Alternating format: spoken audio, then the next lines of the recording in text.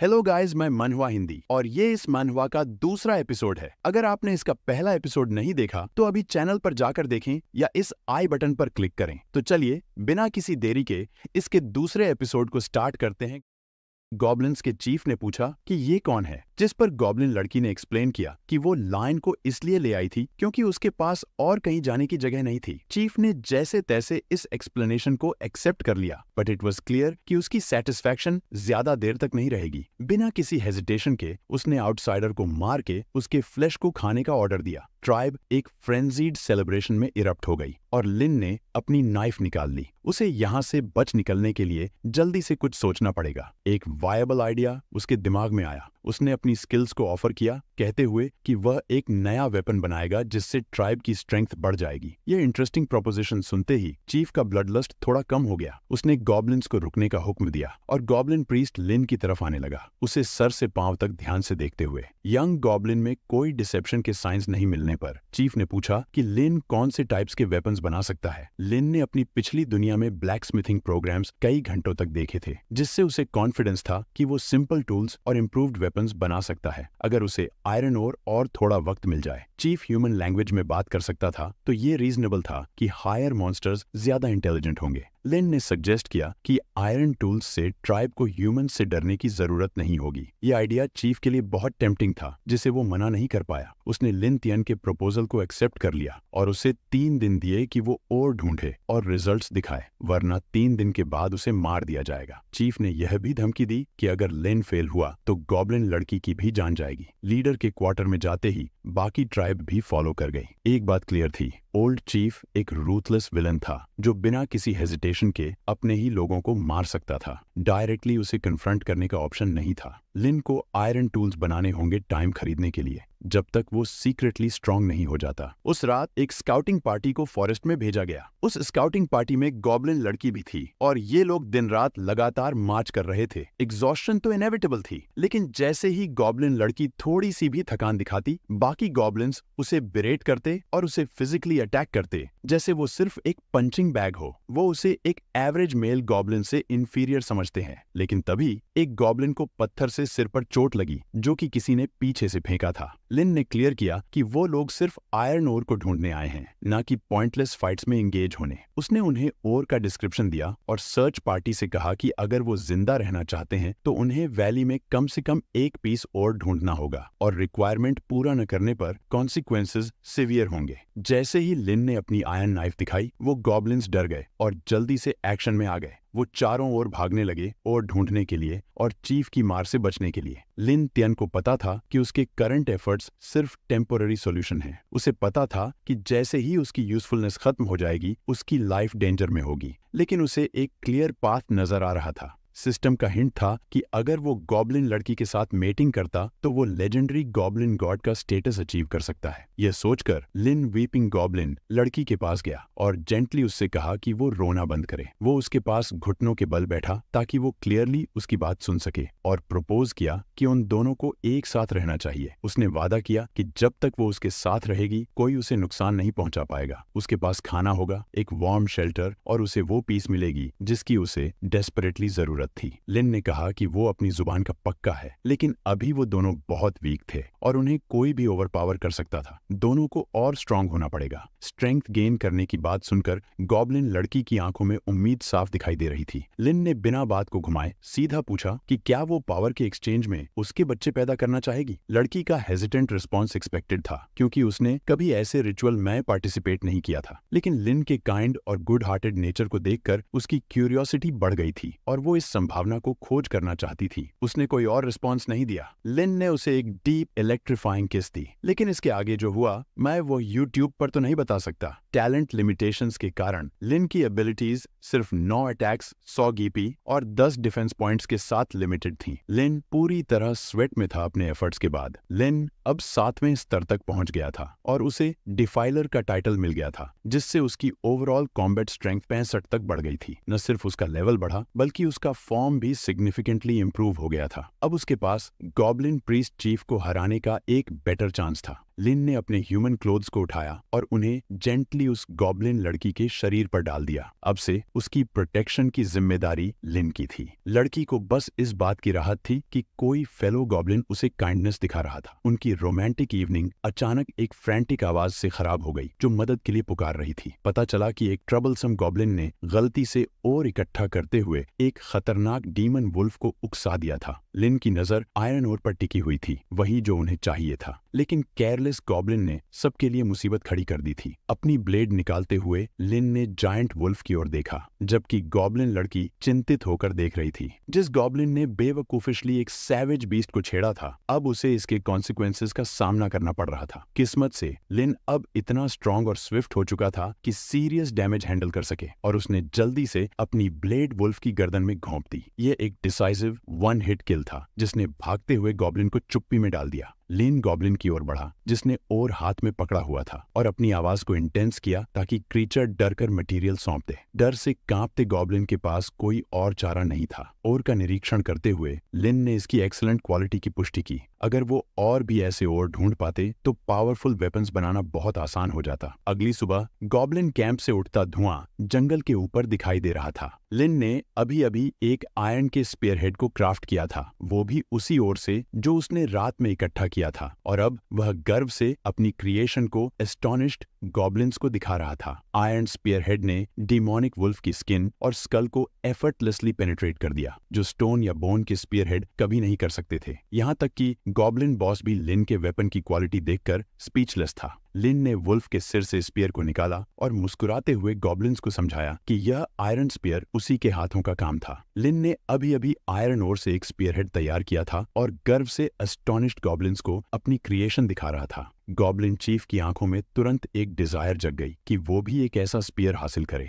इस मौके का फायदा उठाते हुए लिन ने स्पीयर को ऊंचा उठाया, जिससे हर गॉब्लिन की अटेंशन उसी पर टिक गई और वे सब उस वेपन को फैसिनेशन से देखने लगे। लिन ने पूछा कि क्या वे सब एक ऐसा ही स्पीयर चाहते हैं। जाहिर है सब ने हाँ कहा और उससे एडिशनल स्पीयर्स बनाने की गुजारिश की। गॉब्लिन्स ने आयरन स्पीयर को देखा और उनके मुंह खुले के खुले रह गए और आंखें लॉन्गिंग से भर गईं। उनके लिए एक ऑर्डिनरी आयरन स्पीयर एक लेजेंडरी आर्टिफैक्ट जैसा था। लेकिन लिन का गॉब्लिन ट्राइब का रिस्पेक्ट जीतना गॉब्लिन प्रीस्ट को रास नहीं आया, जो अब एक डार्क एक्सप्रेशन के साथ खड़ा था। गॉब्लिन बॉस के दिमाग में जल्दी ही एक डीवियस प्लान बना और उसने मन ही मन सोचा कि लिन का इस्तेमाल करो अपने फायदे के लिए और फिर उसे एलिमिनेट कर दो ताकि पावर के लिए कोई पोटेंशियल थ्रेट न रहे। गॉब्लिन बॉस ने ट्राइब की अटेंशन को तेजी से अपनी ओर खींचा और उसने पब्लिकली एक्नॉलेज किया कि लिन सच में आयरन वेपन्स फोर्ज कर सकता था और उसकी बात सच्ची लग रही थी। लेकिन यह एक्नॉलेजमेंट कोई एंडोर्समेंट नहीं थी। अपनी वर्थ साबित करने और अपनी जगह सिक्योर करने के लिए लिन को 2 दिनों में 50 स्पीयर्स बनाने होंगे और ये कोई आसान काम नहीं था। अगर वो फेल हो गया तो ट्राइब का शिकार बन जाएगा। ये सुनकर रेगुलर गॉब्लिन्स भी अपने लीडर की इस एक्सट्रीम क्रुएल्टी से हैरान थे, जो किसी तरह से ह्यूमंस जितना रूथलेस और कनिंग बन चुका था। फिर भी वे लिन की मदद करने के लिए तैयार थे ताकि वो चीफटेन की डिमांड्स को पूरा कर सके। लिन ने जाते हुए चीफटेन को देखा और अपनी मुस्कान को रोक नहीं सका, ये जानते हुए कि सब कुछ उसके प्लान के अनुसार ही अनफोल्ड हो रहा था। चीफ को उसे पहले ही मार देना चाहिए था और ये उसकी सबसे बड़ी गलती बन चुकी थी, क्योंकि अब वो भी उसके जितना पावरफुल बन चुका था। 2 दिन बाद वो वक्त आ गया था जब उसे स्पीयर्स डिलीवर करना था। सबकी खुशी और चीफ की डिसमेड सरप्राइज के लिए लिन तियन ने अपना काम पूरा किया और आयरन टिप्ड स्पीयर्स से भरी एक पूरी बास्केट जमीन पर गिरा दी। आसपास के गॉब्लिन्स एक्साइटमेंट से चीख पड़े जब लिन तियन ने चीफटेन को अनाउंस किया कि उसने जो मांगा था वो डिलीवर कर दिया है। गॉब्लिन प्रीस्ट ने एक एग्जैजरेटेड मुस्कान के साथ हीरो को असाइनमेंट पूरा करने के लिए बधाई दी। कुछ ही पलों में कैंप के हर गॉब्लिन को एक आयरन स्पीयर दिया गया, जो सेलिब्रेशन की शुरुआत का सिग्नल था। गॉब्लिन्स ने एक बॉनफायर जलाया और चीफ ने सबको फीस्ट में शामिल होने के लिए इनवाइट किया, जहां वो लिन तियन के ट्राइब में शामिल होने का जश्न मना रहे थे और दिल खोलकर मांस खा सकते थे। उन्होंने एक ताजा पकड़े गए मोटे बोर को रोस्ट किया। सबसे बड़ा हिस्सा लिन तियन के लिए रिजर्व किया गया था और गॉब्लिन लड़की ने खुद उसे ये स्पेशल गिफ्ट पेश किया। लंबे समय बाद अच्छा मांस चखते हुए लिन तियन ने ईगरली खाना शुरू किया, लेकिन पहले बाइट के बाद ही उसे एहसास हुआ कि ये एक ट्रैप था। मांस में जहर मिला था। वो जमीन पर गिर पड़ा और जहरीले खाने को थूकने की कोशिश करने लगा, लेकिन अब बहुत देर हो चुकी थी। बेवकूफ गॉब्लिन लड़की ने अनजाने में उसे पॉइजन्ड मीट सर्व कर दिया था और अब फ्रैंटिक होकर ये समझने की कोशिश कर रही थी कि ये क्या हो रहा था। उसी वक्त पूरी स्कीम का ऑर्केस्ट्रेटर सामने आ गया, गॉब्लिन प्रीस्ट। उसने बिना वक्त गंवाए हमारे हीरो की बेवकूफिशनेस पर ताने मारे और उस पर हंसा, ये कहते हुए कि उसने सोचा था कि वो क्लेवर और पावरफुल है, जो चीफ को चुनौती देकर ट्राइब पर कंट्रोल कर लेगा। गॉब्लिन बॉस ने उसे चेतावनी दी कि उसकी सारी कोशिशें बेकार जाएंगी, क्योंकि इस रास्ते पर बस मौत ही उसका इंतजार कर रही है। अपनी ऑडेसिटी की सजा के रूप में लिन तियन वो सारी चीजें खो देगा जो वो सबसे ज्यादा चेरिश करता है, जिसमें वो अनअट्रैक्टिव गॉब्लिन लड़की भी शामिल है जिसे वो इतनी इज्जत देता है। वो उसकी बिट्रेयल की सबसे पहली सजा पाएगी। अपनी शार्प क्लॉ से उसने उसे वुंड किया, यह सिग्नल देते हुए कि उसकी इंटेंशंस क्या थीं। लिन तियन को डिसार्म करने के बाद गॉब्लिन लीडर शायद अपने ताने जारी रखता, लेकिन तभी ब्लड हर दिशा में फैल गया और गॉब्लिन लड़की का चेहरा शॉक में सफेद पड़ गया, यह देखकर कि जो हो रहा था वो रियल था। क्या वो वाकई ऐसे मर सकती है? लेकिन खून उसका नहीं था और गॉब्लिन चीफ का कटा हुआ हाथ इसका सबूत था। गॉब्लिन बॉस को अपने थ्रेट्स को कैरी आउट करने का कोई मौका नहीं मिला और वह सिर्फ अपना वक्त बर्बाद कर रहा था, जिससे लिन तियन को पॉइजन से रिकवर करने का समय मिल गया, या यूं कहें कि प्रिटेंड करने से रुकने का, क्योंकि यह उसके प्लान का हिस्सा था। अब गॉब्लिन चीफ ने अपने बुरी तरह मैंगल्ड आर्म को पकड़ रखा था। वो यह समझ पाने में असमर्थ था कि सब कुछ इतना गलत कैसे हो गया। लिन तियन ने बस उस बेवकूफ पर हंसकर जवाब दिया। असली बेवकूफ यहाँ गॉब्लिन चीफ ही था। सिस्टम की मदद से लिन तियन को पहले से पता था कि चीफटेन क्या प्लान कर रहा है और उसने उसकी डिफेंस को कमजोर करने के लिए ये खेल खेला था। सीन परफेक्टली ऑर्केस्ट्रेटेड था। गॉब्लिन चीफ ने साइलेंस में अपना सिर झुका लिया। उसका शरीर पूरी तरह स्टिल था, मानो सरेंडर करने पर विचार कर रहा हो, लेकिन यह इंप्रेशन मिसलीडिंग था। उसने जल्दी से अपनी एक प्रीस्ट स्पेल का यूज किया, अपनी बोन स्टिक को एक वेपन में बदलकर हमारे हीरो पर एक आखिरी डेस्परेट अटैक लॉन्च कर दिया। हालांकि गॉब्लिन लड़की के बूस्ट की मदद से लिन तियन के लिए डॉज करना आसान हो गया। ऑफ बैलेंस चीफटन खुला रह गया और लिन तियन ने मौका देखते हुए अपनी स्ट्रेंथ जुटाई और एक डिसाइसिव स्लैशिंग स्ट्राइक उसकी गर्दन पर किया। चीफटन का सिर जमीन पर लुढ़क गया और बाकी गॉब्लिन्स लिन तियन को देखकर डर गए, ये सोचते हुए कि कहीं उनका भी वही हाल न हो जो उनके पहले लीडर का हुआ। हालांकि हमारे हीरो का उन्हें मारने का कोई इरादा नहीं था। विलेज के सेंटर की ओर बढ़ते हुए लिन तियन ने जोर से घोषणा की कि अब वो नया लीडर है। उसने कहा कि वो गॉब्लिन्स को ग्लोरी और वेल्थ की ओर लेकर जाएगा और ह्यूमंस और एल्व्स पर हमला करेगा। अब से मांस और औरतों की कमी नहीं होगी और कोई भी गॉब्लिन्स को अंडर एस्टिमेट नहीं करेगा या उनके रास्ते में नहीं आएगा। खुश होकर पूरे गॉब्लिन ट्राइब ने सेलिब्रेशन में हिस्सा लिया, नाचते हुए और चीखते हुए कि लिन तियन अब तक का सबसे महान लीडर है, जो उन्हें ब्लिस और अनंत मांस की जिंदगी की ओर ले जाएगा। अपने दावों को वैलिडेट करने के लिए लिन तियन ने पुराने चीफ के शरीर की ओर इशारा किया और गॉब्लिन्स को उसे पेश किया। शुरू में वो चुप्पी में हिचकिचाए, ये सोचते हुए कि क्या करना चाहिए, लेकिन जल्द ही उनकी ग्रीड ने उन पर काबू पा लिया और वो आगे बढ़े। उन्होंने रॉ मीट को खाना शुरू कर दिया बिना कोई हेजिटेशन दिखाए, भले ही यह फ्लैश एक समय उनके लीडर का था। गॉब्लिन्स की स्ट्रेट फॉरवर्ड नेचर थी। जिसके पास पावर है उसे रिस्पेक्ट मिलता है और जिनके पास नहीं है वो एक्सपेंडेबल हैं। ये रूथलेस बीइंग्स अब हमारे हीरो के वेंजेंस की क्वेस्ट में शामिल थे।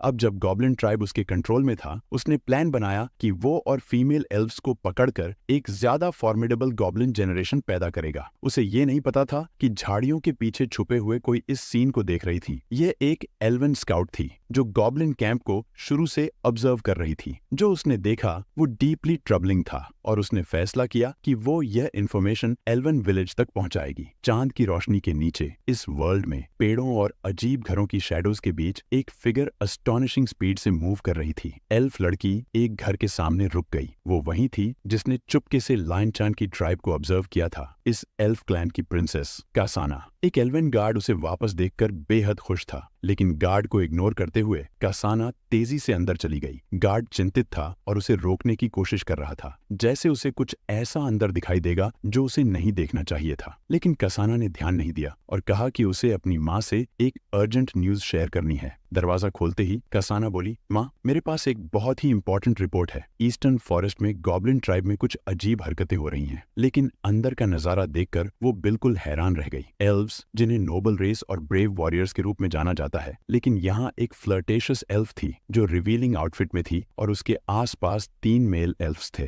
कसाना ने शर्म से मुंह फेर लिया, माफी मांगते हुए कहा कि उसे कहीं और जाना है, पर क्वीन की आवाज ने उसे रुकने पर मजबूर कर दिया। उसने डिमांड किया कि कसाना रुके और बताए कि ऐसा अर्जेंट क्या है जिसके कारण वो इतनी जल्दी में यहाँ आई। कसाना की आंखों में सीरियसनेस आ गई और उसने फिर से फॉरेस्ट में गॉब्लिन ट्राइब का जिक्र किया, पर क्वीन अनइंटरेस्टेड दिखी। उसने गॉब्लिन्स को लो इम्पोर्टेंस का समझा, कमजोर और गंदे क्रीचर्स के रूप में। कसाना ने जल्दी से समझाया, मैंने डीमन फॉरेस्ट में एक भालू का कंकाल देखा, पूरी तरह से चबाया हुआ। वहां संघर्ष के निशान और कई गॉब्लिन फुटप्रिंट्स जमीन पर थे। वो भालू शायद डीमन फॉरेस्ट के गॉब्लिन्स ने मारा है। वो जायंट बेयर वहां प्रैक्टिकली सबसे ताकतवर क्रीचर था। गॉब्लिन उसे मारने के लायक नहीं लगते। उसकी आवाज में चिंता झलक रही थी। कुछ दिन पहले मैंने गॉब्लिन लीडर को एक यंग गॉब्लिन के हाथों मरते देखा। मुझे लगता है कि बेयर की मौत उसी गॉब्लिन से जुड़ी हो सकती है। क्वीन को नए लीडर के बारे में जानकर हल्की हैरानी हुई, पर वो ज्यादा परेशान नहीं लगी। उसकी अटेंशन इंक्रीजिंग गॉब्लिन नंबर्स पर अटक गई।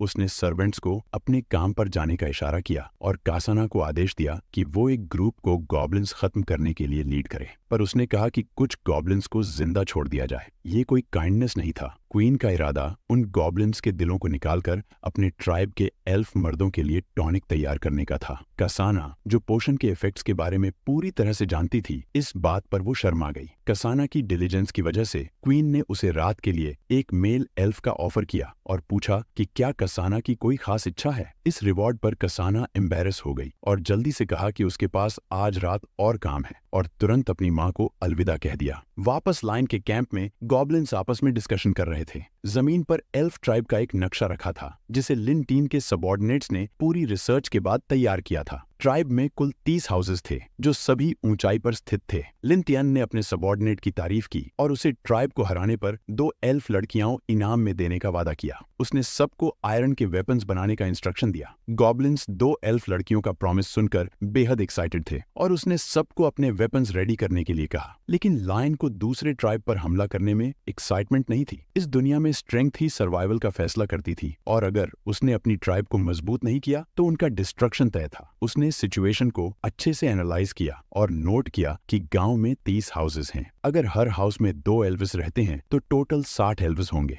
10 एल्व्स जो माइन को गार्ड कर रहे हैं, उन्हें मिलाकर ट्राइब के कम से कम 70 मेंबर्स होंगे। गॉब्लिन लीडर की मौत के बाद से लिन तियान ने गॉब्लिन्स को वेपन्स क्राफ्टिंग और मॉन्स्टर हंटिंग में ट्रेन किया था, जिससे उनकी स्किल्स में इम्प्रूवमेंट आया था। उसकी कमांड में गॉब्लिन्स ने जंगल में तूफान की तरह तबाही मचाई। उन्होंने कई मॉन्स्टर्स को मारकर खा लिया। इन मॉन्स्टर्स को खाकर गॉब्लिन्स को नए एबिलिटीज मिली, जैसे टस्क अटैक्स और स्टोन जैसी स्किन, जिससे उनकी डिफेंस 15 पॉइंट्स तक बढ़ गई। और भी स्किल्स थीं, जैसे साइलेंट मूवमेंट और वेनम प्रोटेक्शन। हर गॉब्लिन को मॉन्स्टर्स खाने से स्किल्स तो नहीं मिली, लेकिन ट्राइब की ओवरऑल स्ट्रेंथ काफी इंप्रूव हो चुकी थी। कुछ गॉब्लिन्स तो लेवल 18 तक पहुंच गए थे, जिनके स्टैट्स काफी हाई थे। सिंपल आयरन स्पीयर्स और आर्मर के साथ उनकी टोटल स्ट्रेंथ 250 हो गई थी। ट्राइब के गॉब्लिन्स की एवरेज स्ट्रेंथ अब 200 थी, पर फिर भी एल्फ ट्राइब की कलेक्टिव स्ट्रेंथ सिग्निफिकेंटली हायर थी। ये सोचकर लिन तियन थोड़ा अनईजी महसूस कर रहा था, क्योंकि एक खतरनाक बैटल सामने था। उसने थरो प्रिपरेशन के लिए सिमुलेशन सिस्टम यूज करने का डिसाइड किया, ताकि एक इफेक्टिव अटैक स्ट्रेटजी बनाई जा सके।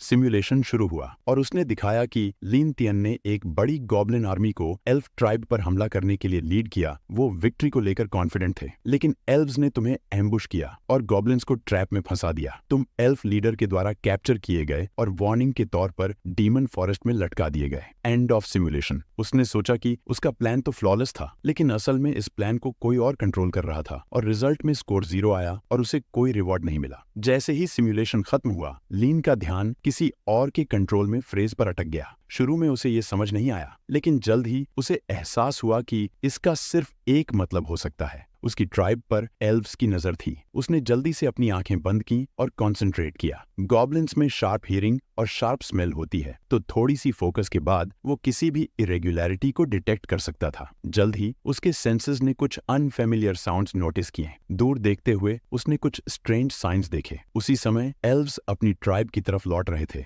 कसाना उनके आगे थी। उसे हैरानी हो रही थी कि गॉब्लिन ट्राइब ने उसकी ट्राइब के खिलाफ हमला करने का फैसला किया है। शुरुआत में वो एक स्क्वाड लेकर उन्हें खत्म करने आई थी, लेकिन कैंप पर पर पहुंचते ही उसने देखा कि गॉब्लिन्स में काफी बदलाव आ गया है, खासकर लिन तियन के प्लान्स के बारे में जानने के बाद। वो वापस जाकर अपनी माँ को इन्फॉर्म करना चाहती थी, लेकिन अब बहुत देर हो चुकी थी। उसे देख लिया गया और एरोज बरसने लगे। अब कसाना जमीन पर घायल और डरी हुई पड़ी थी। चारों ओर दूसरे एल्वेस के लाइफलेस बॉडीज बिखरे थे। दूर से लिन और उसके गॉब्लिन साथी धीरे धीरे पास आ रहे थे। उनके फेसेस पर मैलिशियस ग्रिन्स थी। वे एक जीवित एल्फ को पाकर थ्रिल्ड थे। कसाना ने भागने की कोशिश की, लेकिन उसका शरीर उसका साथ नहीं दे रहा था। घाव अजीब सा महसूस हो रहा था, जैसे तीर में झड़ था। लिन तियन उसे इतनी आसानी से कैप्चर करके हैरान था। उसने कहा कि वो सही समय पर आई थी। फिर उसने अपने सबऑर्डिनेट्स को आदेश दिया कि सारे एल्व्स को पकड़ लो। इसी के साथ ये एपिसोड खत्म होता है और इस सीरीज के अगले एपिसोड का रीकैप मैं आगे आने वाली वीडियोस में जरूर करूंगा। लेकिन मैं इसके साथ में एक और नई मनहवा सीरीज को शुरू करने का सोच रहा हूं, लेकिन मैं श्योर नहीं हूं कि कौन सी सीरीज को शुरू किया जाए। तो मैं आप लोगों को 3 ऑप्शन देता हूं। आप उनमें से किसी एक सीरीज का नाम कमेंट कर देना जिसका आपको रिकैप चाहिए। पहली सीरीज है जिसमें हमारा प्रोटोगोनिस्ट एक गेम खेलता है, मगर उस गेम को खत्म करने के बाद वो उसी गेम का एक कैरेक्टर बन जाता है और देखना ये होता है कि वो कैसे उस गेम को कंप्लीट करके उससे बाहर निकलता है। और अगर आपको ये मनहवा देखना हो तो गेम कैरेक्टर कमेंट कर देना। और हमारा दूसरा मनहवा है जिसमें एक सिविल इंजीनियर एक मध्य युगीन शहर में पुनर्जन्म हो जाता है, एक राजकुमार की शरीर में। अब देखना ये होता है कि वो कैसे उस दुनिया में अपनी नॉलेज को यूज करके बहुत सारा पैसा कमाता है और अपना एम्पायर खड़ा करता है। और अगर आपको इस मनहवा का रीकैप देखना हो तो सिविल इंजीनियर कमेंट कर दीजिएगा। अब हम आते हैं अपने थर्ड मनहवा पे, जिसमें हमारा प्रोटैगनिस्ट जिस भी चीज को छूता है वो एक लड़की में बदल जाती है। और अगर आपको यह मनहवा देखना हो तो लास्ट वन कमेंट कर दीजिएगा। और हाँ, हमारे चैनल मनहवा हिंदी को सब्सक्राइब करना मत भूलना, ताकि आगे आने वाली वीडियोस की नोटिफिकेशन आप तक पहुंचे। चलिए अब हम मिलते हैं एक नए रिकैप के साथ। तब तक के लिए बाय बाय।